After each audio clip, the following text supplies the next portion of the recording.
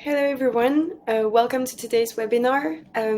We'll be waiting a few minutes to wait for attendees to join.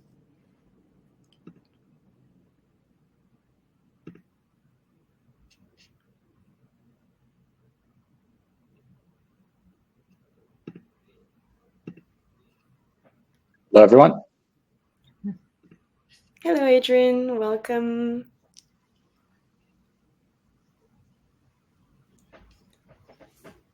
Okay, great. So I think we can kick off this exciting session of today. So today's webinar is on the Corporate Sustainability Reporting Directive, so CSRD.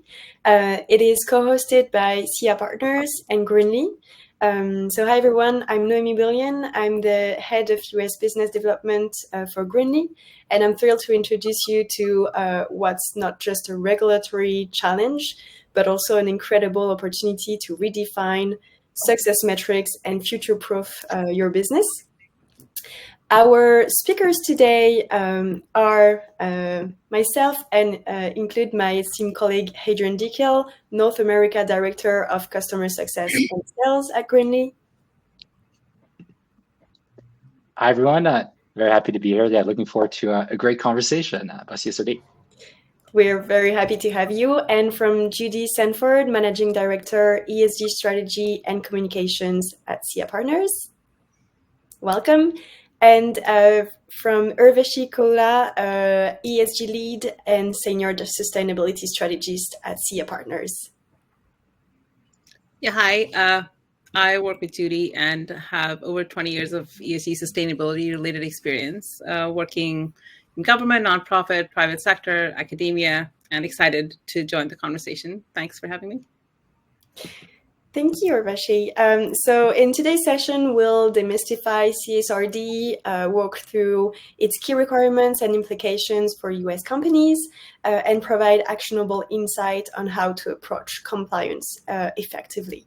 But first, to kick off this session, let's dive into an interactive self-assessment icebreaker to help you determine whether CSRD compliance is relevant to your organization, and to help us kind of assess who's in the assembly, and to then tailor our comments.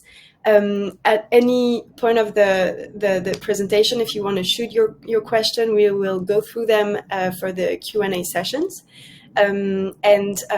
Just also some gatekeeping elements. We're going to be sharing this presentation at the end of the webinar, so let's dive into it. I'll be keeping an eye on the chat, so feel free to jump in at any point. We'll have some time at the end of the session too for Q&A, but we'll definitely welcome questions as they come. Totally. And we'll be distributing the deck afterwards. So yes. There's a lot of information in here. This warm-up game is to assess if you are required to comply to CSRD. So there will be 4 questions. The score is just arbitrary. It's for me to then provide a score and be able to range you in categories. So you just need to add up your score points, and then at the end of the day, you're going to see if you need to comply or not. First question is your company listed on a regulated market in the European Union? If yes, you win 100 points. If no, you have no points so far. Second question is, has your company generated a net turnover of more than 150 million in the European Union during each of the last 2 consecutive financial years? If yes, if you think that yes, you win 50 points, and if not, you're still at 0. Third question is about your presence in the EU. Does your company have at least 1 subsidiary or branch in the European Union? If so, you win 30 points, and if not, you're still at 0. And last question is differentiated whether you have a subsidiary or a branch. If you have a subsidiary, we're going to look at the size of it. So does your European subsidiary meet at least 2 of the following criteria? If it has more than 250 employees in the EU, you have 10 points. If it has an annual net turnover exceeding 40 million in the EU, you have 10 points. If it has a balance sheet total exceeding 20 million in the EU, you have 10 points as well. And for those who has an European branch, those European branch generate a net turnover of more than 40 million in the EU during the last financial year. If yes, you win 30 points, and if not, you win 0 points. Now let's see the results. So if you are adding up all your score points and you have more than 80 points, good news, you are required to comply with CSRD. Congrats. If you are below, so between 80 and 85, you are most likely to comply with CSRD in the coming years. And if you are under 80, then you are not. You don't have to comply to CSRD right now. But that would definitely be something that you want to look into. So even if CSRD never applies directly to your company, there is a specific voluntary standards that are already being developed for SMEs by the European Commission. Why is that? It's because larger companies, those who need to comply with CSRD, will need reliable sustainability data from their value chain. So if you're part of their supply chain, they will be looking into your detailed data on your emissions and practices and impact. So this is not a compliant issue, it's also a business opportunity. So maybe to double click on that one, we see a lot of opportunities and actionable business opportunities with complying with CSRD, even if you're not required to. Some requirements of CSRD are actually kind of core strategy for sustainability, and you can show leadership on that in that sense. For example, the double materiality assessment will help you redefine your success metrics and kind of embrace metrics that reflect long-term strategy and resilience.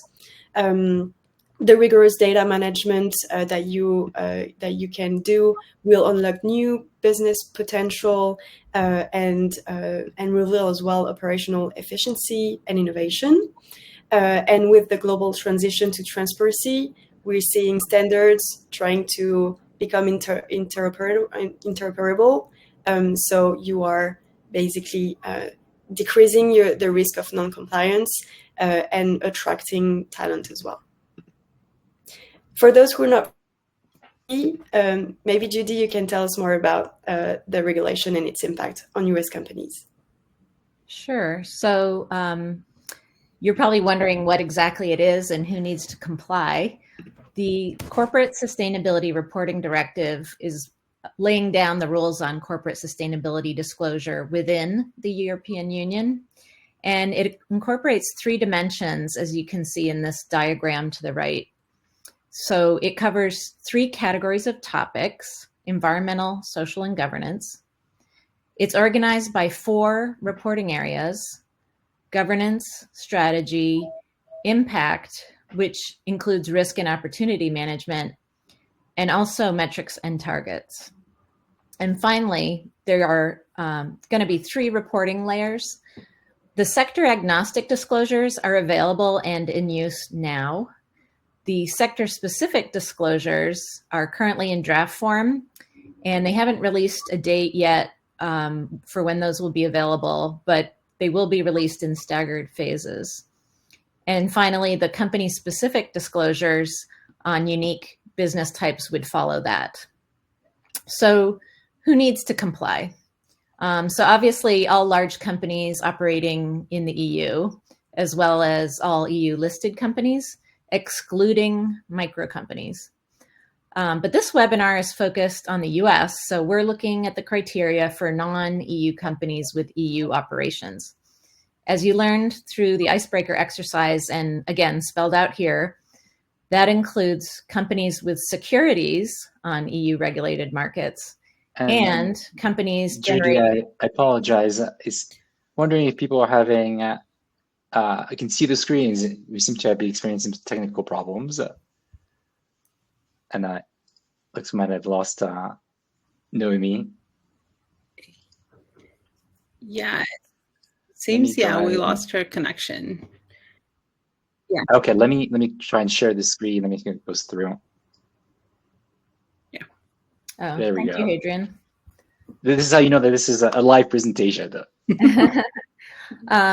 So to pick up where I left off, also companies generating more than 150 million euros in annual net turnover within the EU and have either a large or listed EU subsidiary or an EU branch with more than 40 million euros in turnover. So clearly this is going to be a time and resource consuming exercise. And even if you're not required to report on CSRD, there are several reasons to consider doing it. First of all, it can provide a comprehensive view of risks and opportunities. Your peers might be doing it, and they may gain competitive advantage. There may also be several stakeholder pressures, potentially from investors, customers, consumers, or employees, to be on top of sustainability issues and to be transparent about them. And finally, if you're in the supply chain of a company that needs to report, you might soon be required to provide similar information. So Urvashi, what is the current state of play? Thank you, Judy, for that description of CSRD. And the Corporate Sustainability Reporting Directive, CSRD, is supported by the European Sustainability Reporting Standards. I'm introducing another acronym, the ESRS. And ESRS outlines the disclosure requirements for the companies within the CSRD scope. And it includes some major new accountabilities and disclosures in environmental, social, and governance topics. So ESRS holds companies accountable for environmental impacts, risks, and opportunities across their value chain and also up the board level. And say, for example, some of the new accountabilities are that companies will need to report on whether the performance of the leadership or supervisory teams has been assessed against greenhouse gas emission reduction targets, as an example. Board now has a duty of care. Some of the new environmental disclosure areas include a disclosure of transition plans and scenario analysis. Companies will have to report on, assess, and then report on financial effects from material impacts, risks, and opportunities from climate, pollution, water, marine resources, circular economy, etc. And they're also expected to report on policies and actions they have in place to mitigate these impacts, risks, and opportunities, which I will call IROs for short from now on. And as Judy, you mentioned, they also have to have targets, and they cover a wide range of metrics. Some familiar ones may be greenhouse gas emissions, water use, etc., but some of the new ones may be biodiversity and ecosystem services. Beyond environmental, companies also have to address social issues and along their value chain. And in this case, say corporate culture now is part of governance and has to be reported on. Some of the disclosures include the data that extends beyond supply chain to value chain, which includes non-employees, workers in the value chain, consumers, end users. It's due diligence at a value chain level, and also reporting or disclosure of value chain engagement, along with some new human rights impacts. There's also new social and governance vocabulary. It's expanded. For example, ESRS includes just transition, impacts on workforce or mitigating measures, transitions, IROs in the value chain. It also defines affected stakeholders and includes things like reporting on supply relationship, including payment practices. So all this is to say that the exercise is much more comprehensive. It's wider and deeper. And so what does this mean for companies? So beyond the new requirements on impact on IROs that I just spoke about, sustainability is, or ESG reporting is, or CSRD reporting, it will shift sustainability reporting and data collection to a comprehensive company-wide effort that doesn't only involve the sustainability team, but also the CFO, COO, compliance, legal, business unit leaders, board of directors, and key functional SMEs and for the entire value chain. And finally, sustainability will be as important as sustainability reporting will be as important as financial reporting, especially with third-party assurance being required as part of CSRD. So this is already a reality of reporting for some of your European peers. But Judy will go through. Could you please go through the timeline that for the CSRD regulation implementation? And it's closer than you think. So great. I think what's interesting here is that there's already so many different disclosures for CSRD, but it's always evolving. So kind of staying on top of those is important. And the other thing is, I feel like this is yet more acronyms, right, that we're adding to our long list of acronyms that we see in sustainability. Raji, is it right to kind of think about CSRD as being the directive and ESRS as being the guideline?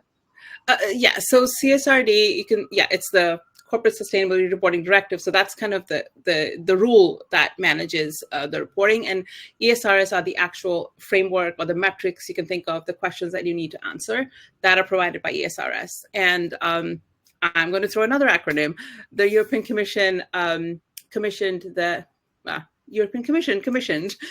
European Financial Reporting Advisory Group, or EFRAG, to create the ESRS. So EFRAG is the organization behind the guidelines. Yes. Okay, so you're probably wondering, when is this being rolled out and when do US companies need to start reporting? So we put together this diagram that shows what types of businesses would need to report and when. If you look across the top, the years in white are when the report would need to be published. There doesn't seem to be any specific time of year required.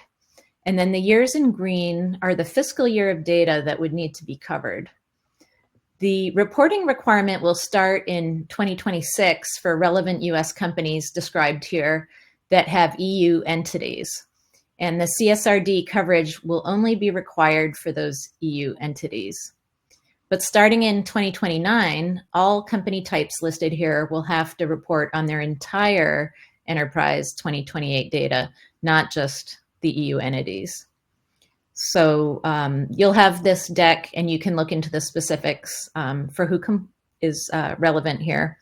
And now I'm going to give it back to Urvashi to explain the steps you need to follow to be ready in time.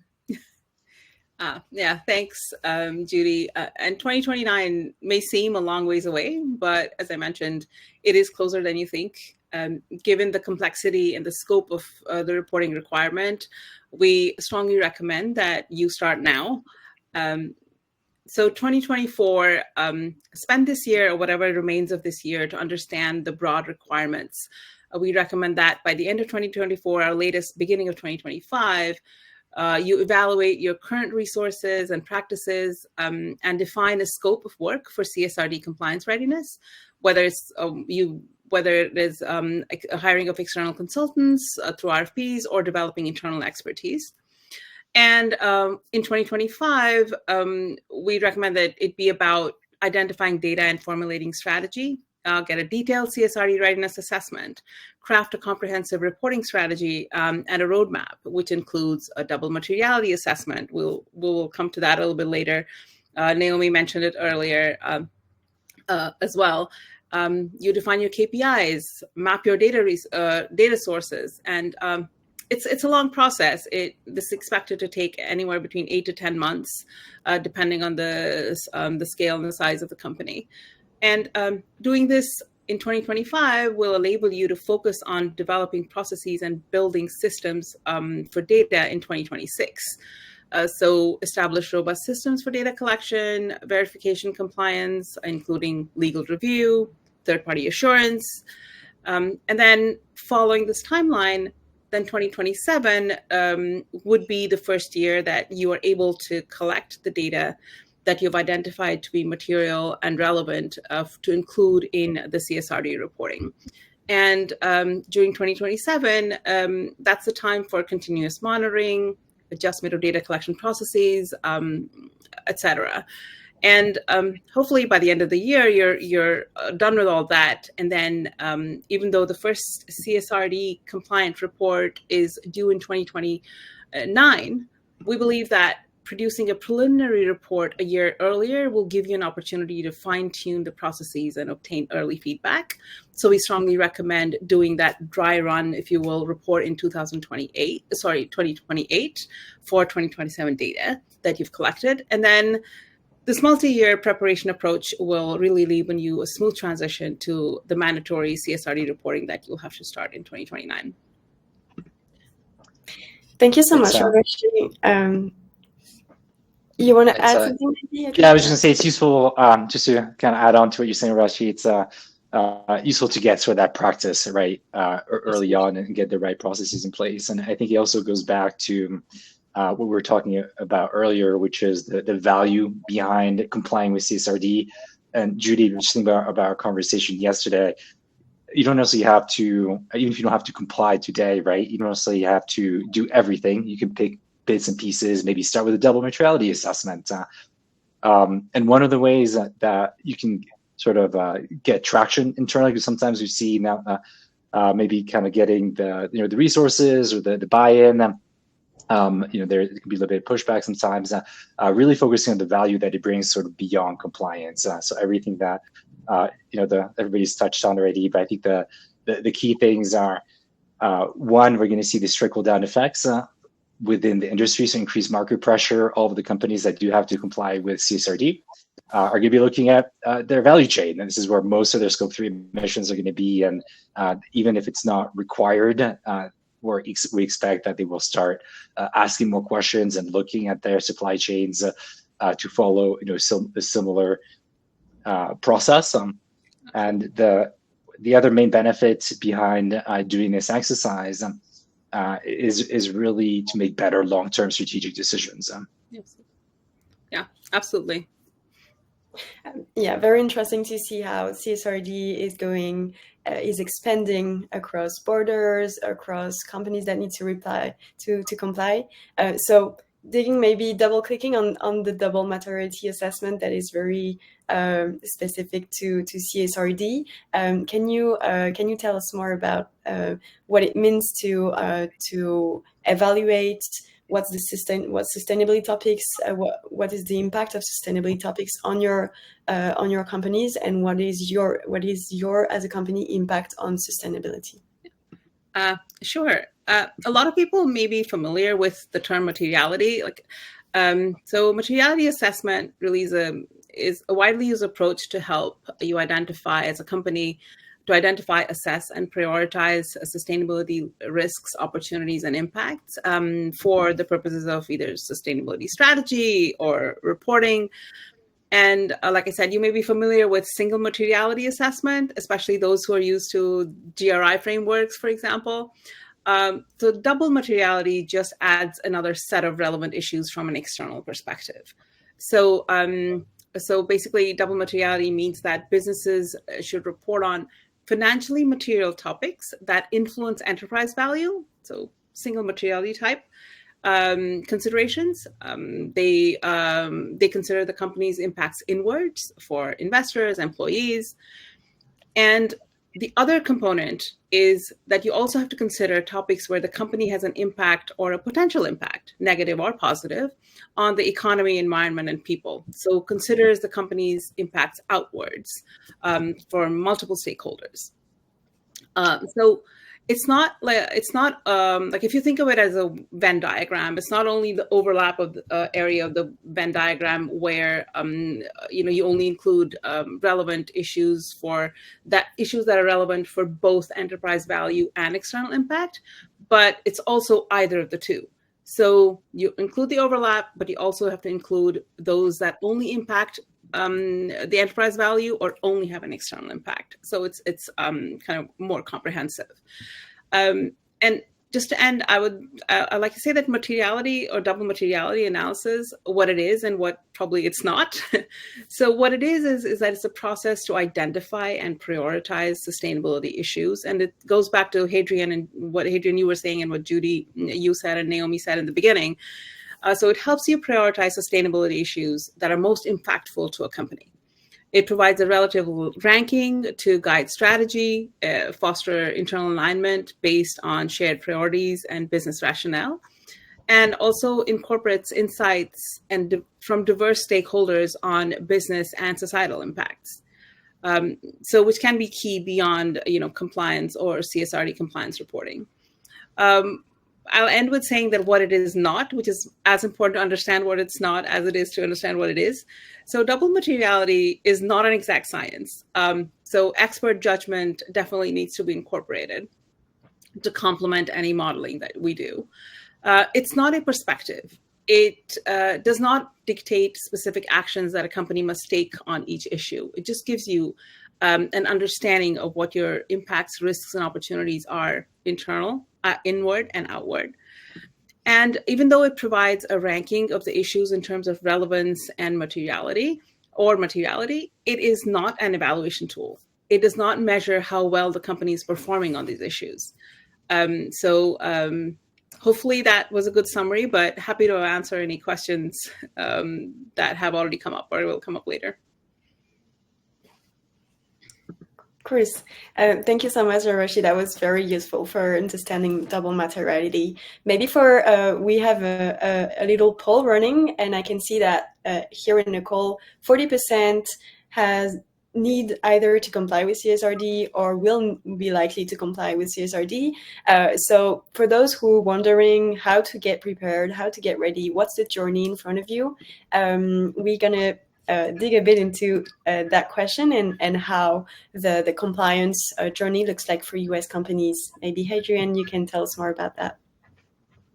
Yep. So we've gone over exactly what is CSRD and what is a double materiality assessment. So you're probably wondering how do you actually comply now? So this is a checklist that you can follow. This is sort of outlines the typical process for complying with CSRD. So everything starts with the double materiality assessment, right? Because really that's what's going to guide the rest of the process and let you know what's actually material. After that comes the measurement of your greenhouse gas emissions and data collection. And sometimes those two steps are combined together. And around data collection, this is going to be both a mix of quantitative data, so things like what are your scope 1, scope 2, scope 3 emissions, as well as qualitative. And other frameworks have a similar version of this, right? So if we compare it to TCFD or SASB, they call it something a little bit different. I think maybe metrics and data disclosure or data integration. But the idea is sort of the same. And the reason that CSRD calls it data collection is because there's just so many. It's one of the most comprehensive out there. So there's a lot more focus on that collection aspect. But it's essentially what you're going to have to disclose. Once you've completed the data collection step, the next one is a gap analysis. And this one's optional. So it's not required, but we would highly recommend it. And it's essentially looking at all the results of your double materiality assessment, seeing the data that you've collected, making sure that you're following those ESRS guidelines, and identifying any gaps in your reporting, so that you can either go back and fill in those gaps or provide a justification. And Arash and Judy, I know you guys have worked with a lot of clients on this, but I know one of our recommendations is to either use a third party or at least have the person who's doing the gap analysis be somebody different than the person who's leading the data collection project. Does that reflect what you've seen as well?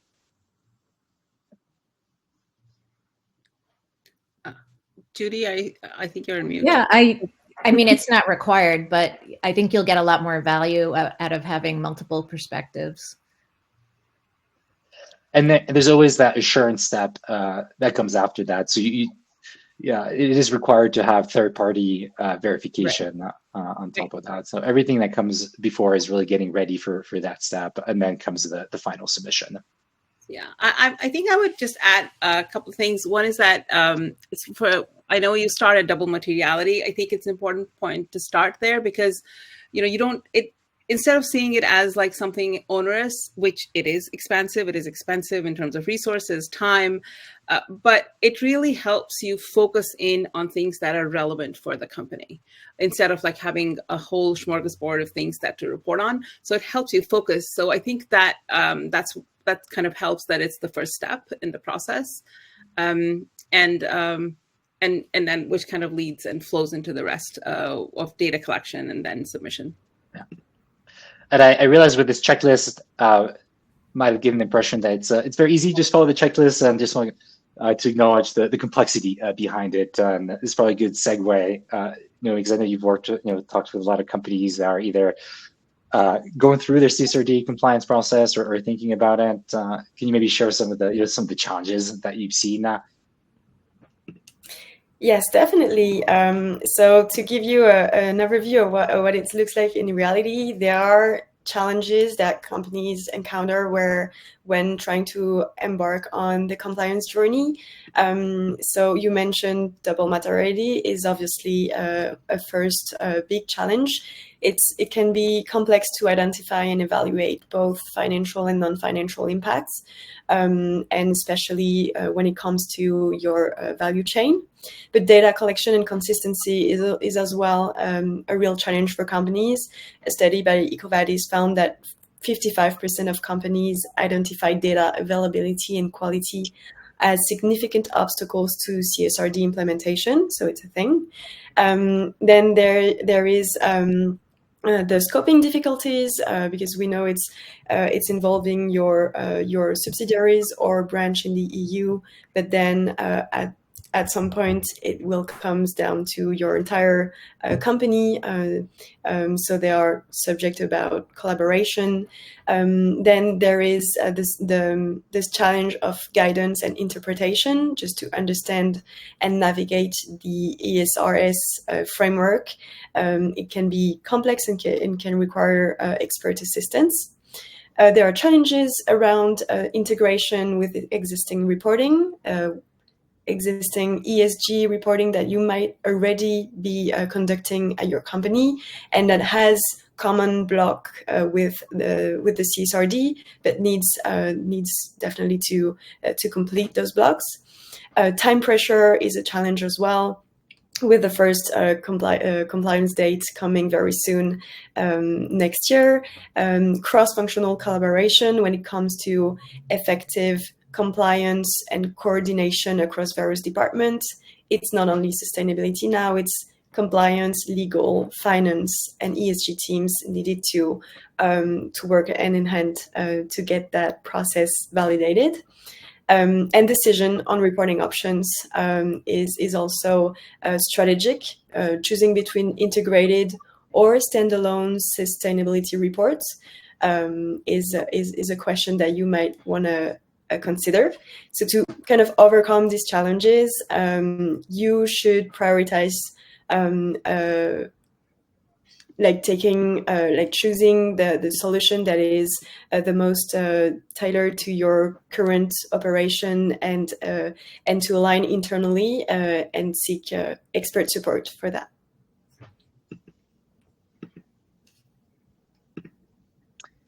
All right, so you're probably wondering how to tackle these challenges. So one option is to use tools, and we're a big fan of tools at Greenly. A good tool can help save time and money, and we built one called the Greenly CSRD module. And I thought I would share, I guess, a couple things to look for in a good tool.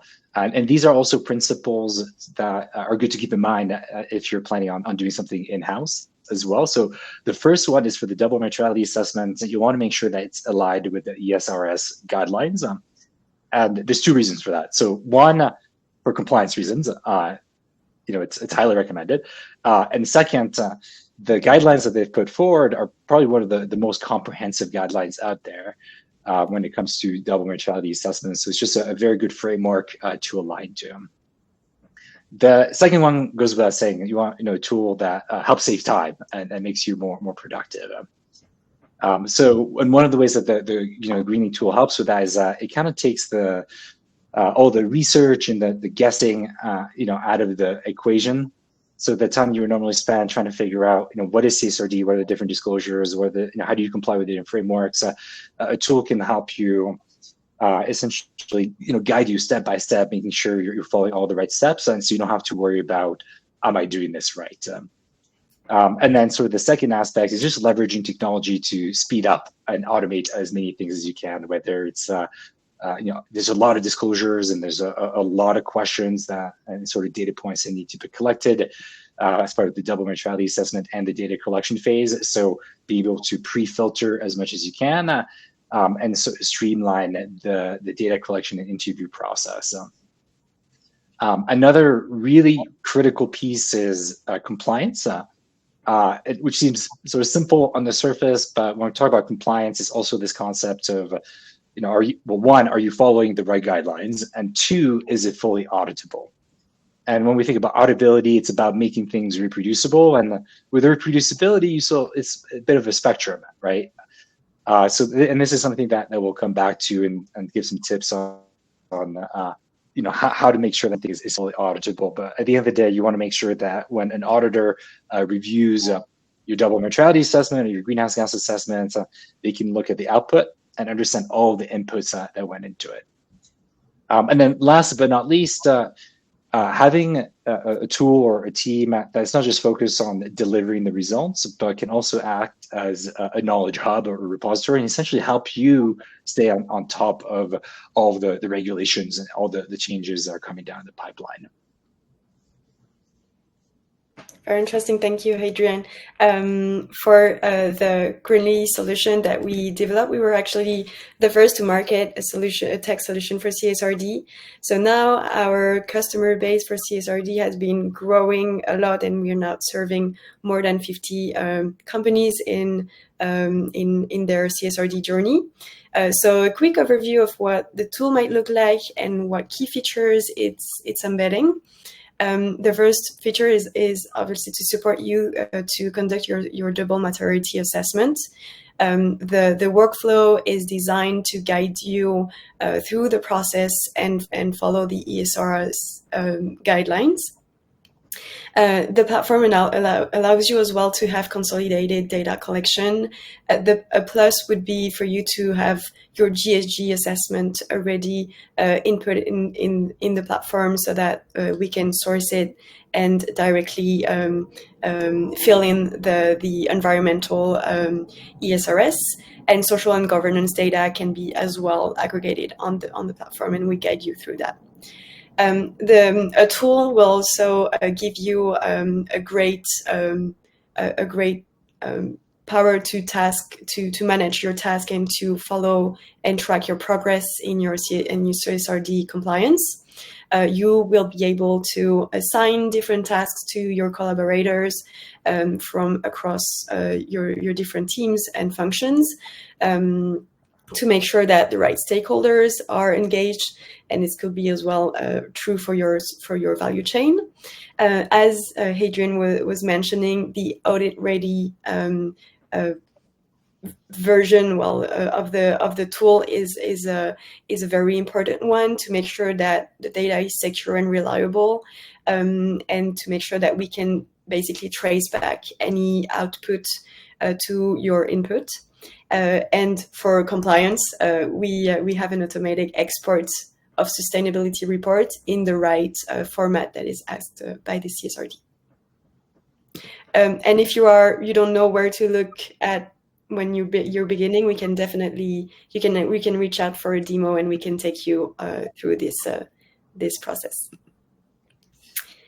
So maybe to wrap up a bit and open a conversation, ask any questions that can come up in the chat.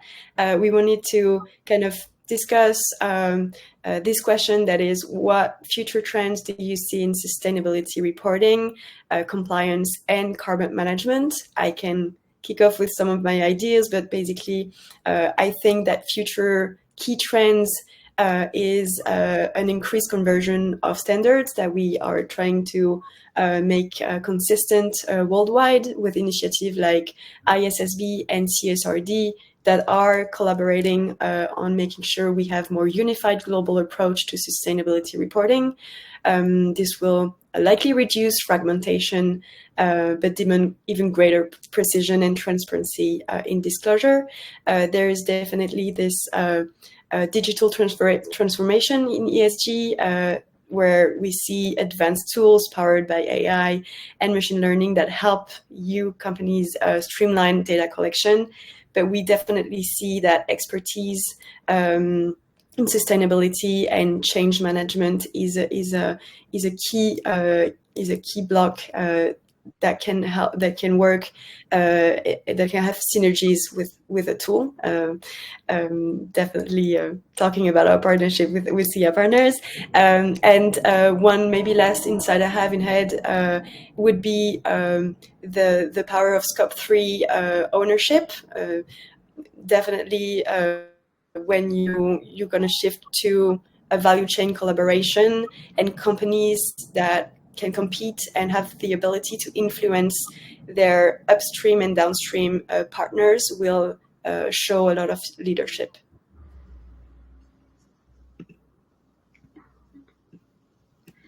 Yeah, and maybe to piggyback on that, I think that we're going to see just increased pressure, generally speaking, in the market for more sustainability and tracking and just transparency in general. And that pressure is coming from a few different places. So there's legislative pressure, like we're seeing with CSRD and things in the US, like SB 253 in California, and some of the other laws that are being passed in New York. But sort of the other really big driver that we're saying, which you were alluding to, is really coming from companies and as well as end users. So both, we're seeing it both in the B2B market and the B2C market.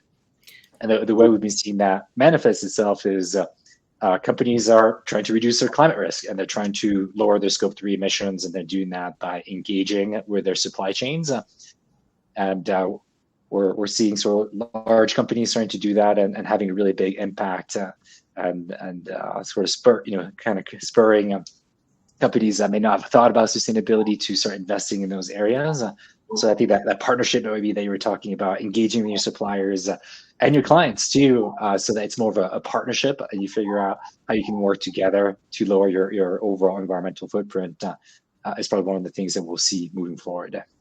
I think, I think to add to that, I think the audiences, all the stakeholders, if you think of all the stakeholders, even, in the US, you may feel that the regulatory environment may not be as, you don't expect it to be as robust maybe in the short term.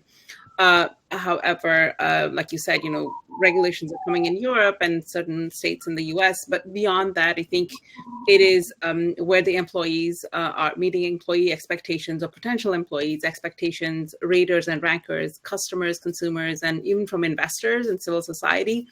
The pressure is building, coming to, so that companies remain on top of sustainability issues and then are transparent about them in terms of reporting.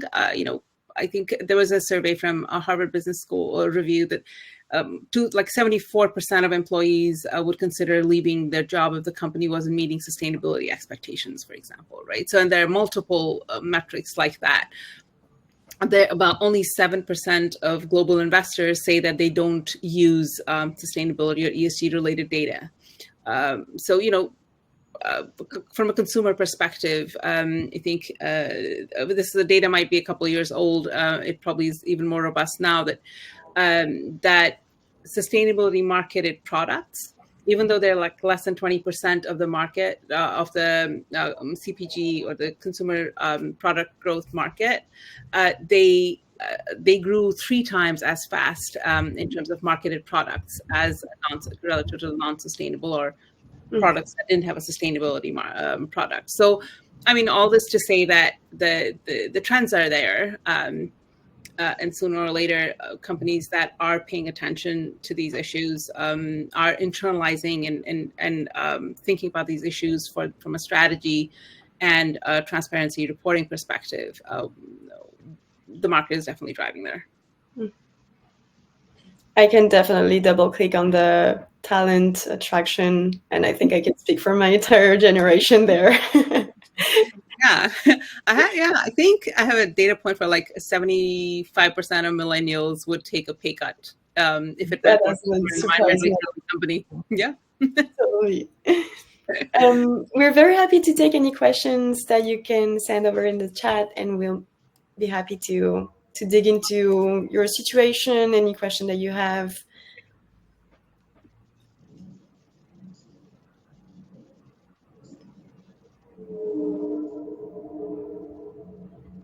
So we have a we have Canada. Yeah, go ahead. So Tatenda is asking, so how do companies really measure and track sustainability performance? That's a good question. I think that would be relative to the goals they've set as a company, and also any regulations in the country where they reside. So you want to show performance year over year, and then your progress to the goal target year in your report. So the CSRD is more a moment in time, I think, of your current status. Yeah. I see another question. There's a few different ways of looking at it. So I think looking at the actual performance metrics, like are you reducing emissions, being as one of the KPIs among many, of course, but that's a great sort of metric to look at. But I think on top of that, you could also just add sort of effort in the sense of just starting with measurement is often just the very first step, and kind of putting those systems in place and saying, we don't know where we currently stand today, but we're going to, put in place the reporting frameworks and get visibility. That in itself is, I think, is a sign of strong performance. And once you have that, like Judy was saying, setting an actual target, like something like with the Science-Based Targets Initiative would be a great example, is one of the ways to really measure that over time. I think typically also companies will pick a benchmark year. It may be different years depending on when they have data available for different things, but we have seen that companies will pick a benchmark year, whether it's the first year they started reporting, whether the first year of ESG report, first year they started collecting a certain type of data, and then to show change year to year. I wouldn't say sometimes it's progress, sometimes there are challenges, and companies explain what the challenges were, but to have a benchmark and a target and then show every year there's a movement, I think that's what we've seen. Yes, definitely. And measuring, okay, so just to maybe wrap up for this question, definitely measure how to really measure. You can conduct a thorough greenhouse gas assessment. There are a lot of ways to do that, but a tool like Greenly is a solution where you basically enter your activity data of your company, and then this will take you to the emissions that you have on your direct emissions, indirect emissions linked to your activity, and the one next to your supply chain. Another question from Alejandro: how are you dealing with the XBRL format? Is it a product you are offering in Greenly? Happy to take that one. So yeah, so XBRL tagging is just something you have to do, right? How you report your responses and all the disclosures of the data for CSRD. So that tagging is done automatically in the Greenly platform as you're submitting it. So you essentially hit a button and it will export the results with the right tagging.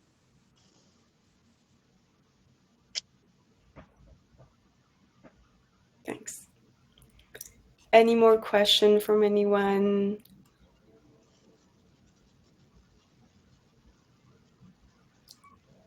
Okay, then maybe we can wrap up this session saying, well, we had a great time. I think everyone learned a lot about your experience and expertise on CSRD. Maybe Tatenda has another question, but we'll jump into once she shared it. Just one as well to announce that we have an upcoming webinar on how to handle customer pressure on December 12th. So we'll be very happy to see you there, all of you, to kind of deep dive on what customer pressure can have